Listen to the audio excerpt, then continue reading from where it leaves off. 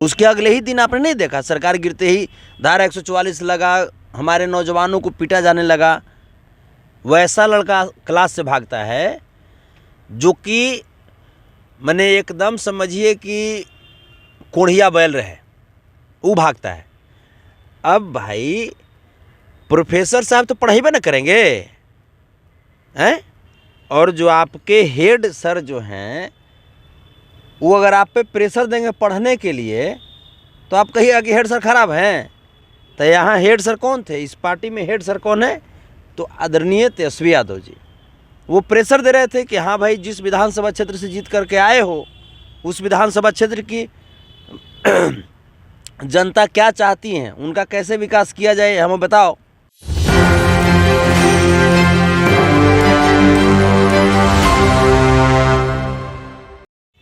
जी नमस्कार, आप देख रहे हैं एक न्यूज़ 24। मैं वेद सिंह। जैसा कि आप सभी को पता है कि 12 तारीख को हुआ था फ्लोर टेस्ट, और फ्लोर टेस्ट में बहुत सारा उलटफेर का मामला हमारे सामने आया था, जिसमें से 3 आरजेडी के जो विधायक हैं वो एनडीए में जाकर सम्मिलित हो गए। जिस बीच सबसे पहला मैं नाम लेना चाहूँगा चेतन आनंद जी का, जो कि आरजेडी का दामन छोड़ एनडीए की तरफ हो चले। लेकिन इसी बीच ऐसा भी खबर आ रहा था कि बहुत सारी बातें उनसे जुड़ी हुई हमारे सामने भी आ रही थी। तो आखिरकार कहीं ना कहीं अभी रिसेंट की बात है कि खुद आरजेडी के सुप्रीमो जो लालू यादव जी हैं, उनका मीडिया में ऐसा एक बयान आना नीतीश कुमार जी के प्रति कि अभी भी उनके लिए दरवाज़ा खुला हुआ है। तो इन्हीं सब तमाम मुद्दों पे बात करने के लिए हमारे साथ मौजूद हैं संतोष रेणु यादव जी। सर, पहले तो स्वागत है आपका। जी जी, धन्यवाद। सर, अभी कुछ दिन पहले की बात है, चेतन आनंद जी आपके पार्टी से पलटी मारकर एनडीए की तरफ चले गए। कहीं ना कहीं आप इस बात से बहुत नाराज़ दिखे, तो इस पे क्या कहना चाहेंगे? नहीं, नाराज इस बात से नहीं दिखे कि पलटी मार के उधर चले गए। जैसे वो सबसे कमज़ोर विधायक थे हमारे पार्टी के, सबसे कमज़ोर। तकलीफ इस बात से हुई कि वो बिहार में रोजगार देने वाली सरकार को धोखा दिए। वो बिहार में जिस सरकार ने नौकरियां दी, जिस सरकार ने बिहार को आगे बढ़ाने के लिए हर वो काम किया जो किया जाना चाहिए था, उस सरकार को धोखा दिया उन्होंने। तो ये बिहार की आवाम को धोखा दिया। तकलीफ इस बात से थी। उसके अगले ही दिन आपने नहीं देखा, सरकार गिरते ही धारा 144 लगा, हमारे नौजवानों को पीटा जाने लगा। तो अब ये जो चीज़ें थी, उसके बाद एक और चीज़ क्या, सामंती विचारधारा फिर वहाँ दिखा दी। वो ठाकुर का कुआं, ये क्या क्या बला बला। अरे तो ठाकुर का कुआं जो हमारे आरजेडी के राष्ट्रीय प्रवक्ता और राज्यसभा सांसद आदरणीय मनोज झा जी ने सदन के पटल पे ओम प्रकाश वाल्मीकि जी की इस कविता को पढ़ा था। अब क्या है कि पढ़े लिखे आदमी की बात को पढ़ा लिखा आदमी ही समझेगा ना। अब मनोज झा जी जो हैं वो पढ़े लिखे प्रोफेसर हैं। अब उनकी बात को अगर चेतन आनंद और आनंद मोहन समझने का प्रयास करेंगे तो संभव है। ये लोग तो गोली बंदूक में बात करने वाले लोग हैं। ये लोग तो उलूल जुलूल सामंती विचारधारा के लोग हैं। तो उसके लिए तेजस्वी जी से पूछना चाहिए था, लालू जी से पूछना चाहिए था कि हाँ, इसका भावार्थ क्या हुआ। नहीं तो खुद मनोज झा जी से पूछना चाहिए था। तो अब वो बात को बतंगड़ बना करके और अपनी सामंती सोच दिखा रहे हैं और वो लिख रहे हैं, पोस्ट कर रहे हैं। इसी बात पे मुझे गुस्सा आया था। चलिए, तो जैसे कि अभी आपने बोला कि उनका ऐसा करना था, लेकिन कहीं ना कहीं उनके तरफ से भी ऐसा आरोप लगाया जा रहा है कि पार्टी में उन पे मतलब दबाव बनाया जा रहा था। कहीं ना कहीं और भी लोगों पे दबाव बनाया जा रहा है, लेकिन वो लोग खुलकर सामने आ नहीं रहे हैं, इसीलिए वो आरजेडी का दामन छोड़ के एनडीए की तरफ आ गए। स्कूल बंक कौन करता है? विद्यालय छोड़ कर कौन भागता है? स्कूल से, क्लास से कौन भागता है? वैसा लड़का क्लास से भागता है जो कि मैंने एकदम समझिए कि कोढ़िया बैल रहे, वो भागता है।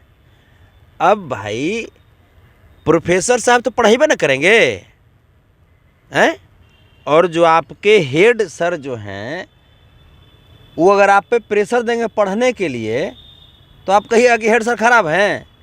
तो यहाँ हेड सर कौन थे, इस पार्टी में हेड सर कौन है, तो आदरणीय तेजस्वी यादव जी।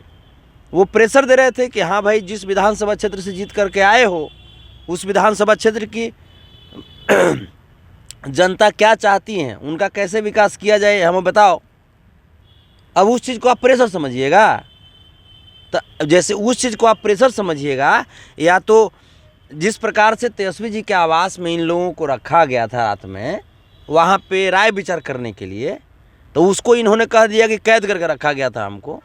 तो आप हमको बताइए ना कि तब तो एनडीए के विधायकों को चाणक्य में रखा गया था, तो क्या वो कैद नहीं था? एनडीए के विधायकों को पाटलिपुत्रा होटल में रखा गया था, क्या वो कैद नहीं था? तो ये सिर्फ बतौलेबाजी करने वाले लोग हैं, ये सिर्फ बतौलेबाजी करते हैं और कुछ नहीं है।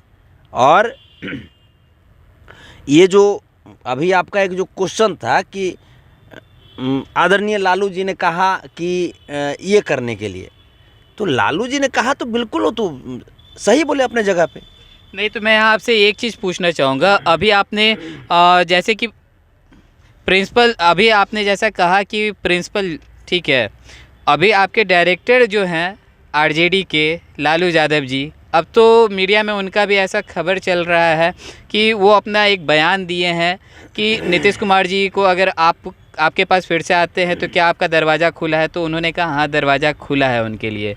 कहीं ना कहीं अभी प्रिंसिपल जी के बारे में, आपने तेजस्वी यादव जी के बारे में करा था, यहाँ डायरेक्टर साहब जी के द्वारा मतलब ऐसा खबर आ रहा है, इसके बारे में क्या कहेंगे? देखिए, जो लालू प्रसाद यादव जी का जो बयान है, उन्होंने स्पष्ट ये कर दिया कि बिहार की आवाम को नौकरी देने के लिए, बिहार की आवाम को भलाई करने के लिए जो जहर पीना पड़ेगा वो जहर पीने के लिए तैयार हैं। उन्होंने ये नहीं कहा कि हाँ रास्ता खुला है या दरवाज़ा खुला है। मीडिया वाले बंधु पूछे कि अगर वो आते हैं तो क्या, एक जैसे विधानसभा में इधर से आदरणीय लालू जी जा रहे थे और उधर से नीतीश कुमार जी आ रहे थे, तो दोनों की नज़रें मिली, नीतीश कुमार जी हंसने लगे। उसी बात को, उसी घटना को लेकर के मीडिया वाले बंधु पूछे कि क्या अगर वो आएंगे तो आप उन्हें आने देंगे क्या? तो उन्होंने कहा कि विचार किया जाएगा, समय आएगा तो। उन्होंने ये नहीं कहा कि दरवाज़ा बंद हो गया है या दरवाज़ा खुल गया है, ऐसी बात उन्होंने नहीं कही। राजनीति जो है, राजनीति कब किस करवट क्या लेता है, किस समय कौन सी करवट लेती है, ये कोई नहीं जानता।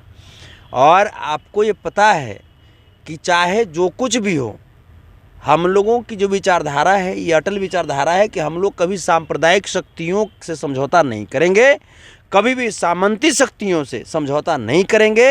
हाँ, अगर नीतीश कुमार जी को अगर लगता है कि बिहार की जनमानस की जो इच्छा है कि तेजस्वी जी के नेतृत्व में बिहार का विकास हो, अगर नीतीश कुमार जी को लगता है, अगर उनको अपनी गलती पर पश्चाताप होता है तो उस पर विचार किया जाएगा। यही तो बातें बोले हैं।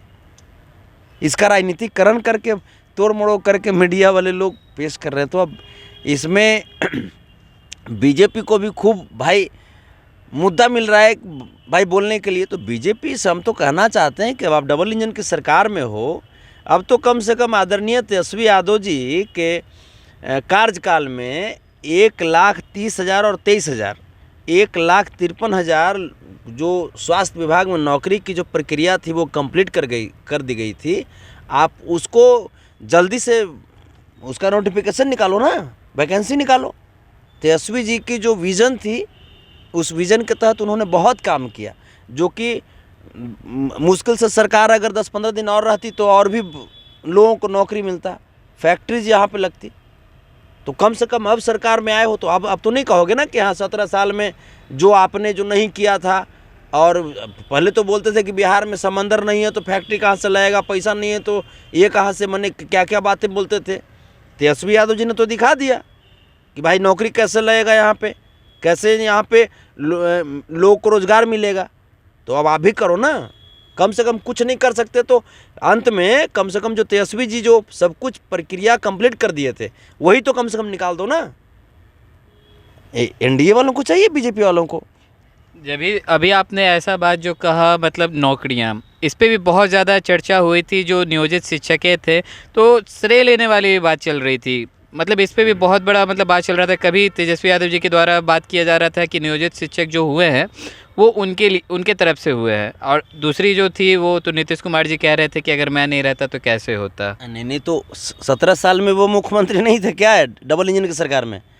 डबल इंजन की सरकार में भी तो आप ही ना थे मुख्यमंत्री, तो आप काहे नहीं कर रहे थे? और रही बात शिक्षा विभाग के मंत्री कौन थे? चंद्रशेखर बाबू। किस पार्टी से आते थे? आरजेडी से आते थे। तो निसंदेह ये तो कोई भी आदमी, आप पूरे जा कर के पब्लिक डोमेन में आप जा कर के पूछिए ना कि हाँ किन्होंने नौकरी दिया आपको, रोजगार कौन दिया, तो सब लोग बोल रहे हैं तेजस्वी यादव। ये तो बिहार ही नहीं बल्कि पूरे देश के लोग बोल रहे हैं, विदेश से लोग बोल रहे हैं। तो आप लोगों को कितने जुबाना बंद करोगे?